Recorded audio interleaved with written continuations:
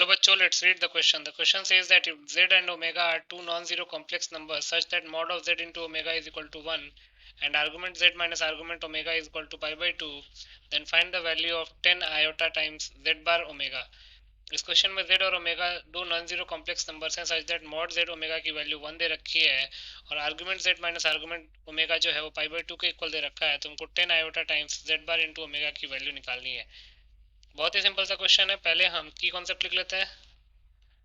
की कॉन्सेप्ट, पहला की कॉन्सेप्ट क्या है कि if z is equal to r into E to the power iota theta, then z bar क्या हो जाता है r into E to the power minus iota theta. दूसरा, if z is r into E to the power iota theta, it means z can also be written r times cos theta plus iota sin theta. तीसरा, argument z is the angle of the line joining origin and z with positive real axis। Line joining origin and Z का जो positive real axis का angle बनता है उसी को हम argument Z कहते हैं।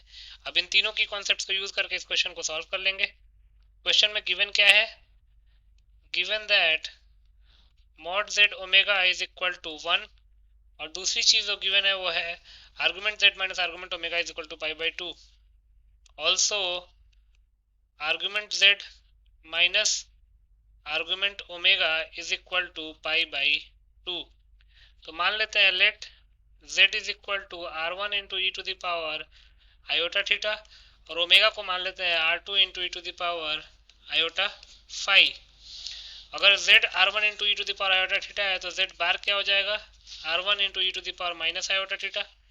अब now since mod z omega की जो वैल्यू है वो 1 दे रखी है, तो z क्या है r1 into E to the power iota theta into r2 into E to the power iota phi. इसका जो मॉड है वो 1 के इक्वल है।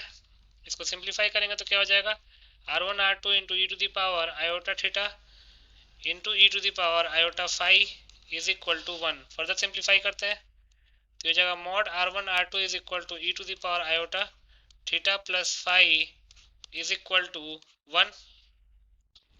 इसको हम फर्स्ट इक्वेशन मान लेते हैं। अब क्वेश्चन में क्या दे रखा है, according to the question argument z minus argument omega is equal to pi by 2।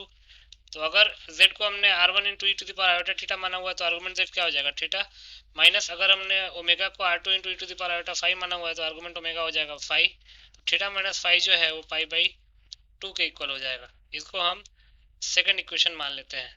अब हमको z बार इंटू ओमेगा चाहिए, 10 iota into z bar omega चाहिए, तो पहले हम z बार ओमेगा की वैल्यू निकालते हैं।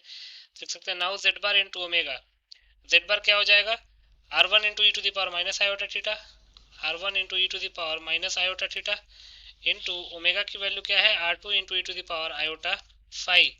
तो ये जाएगा r1 r2 into E to the power iota theta into E to the power ये minus iota theta into E to the power iota phi. Simplify करेंगे तो जाएगा r1 into r2 into E to the power iota times phi minus theta. अब five theta minus five pi by 2 के equal दे रखा है, तो इसको लिख सकते हैं r1 r2 into E to the power minus iota times theta minus five. अब थीटा माइनस फाइव की जगह पे पाई बाई 2 पुट कर लेंगे तो ये हो जाएगा r1 r2 into E to the power minus iota pi by 2। ये z बार ओमेगा की वैल्यू आ गई।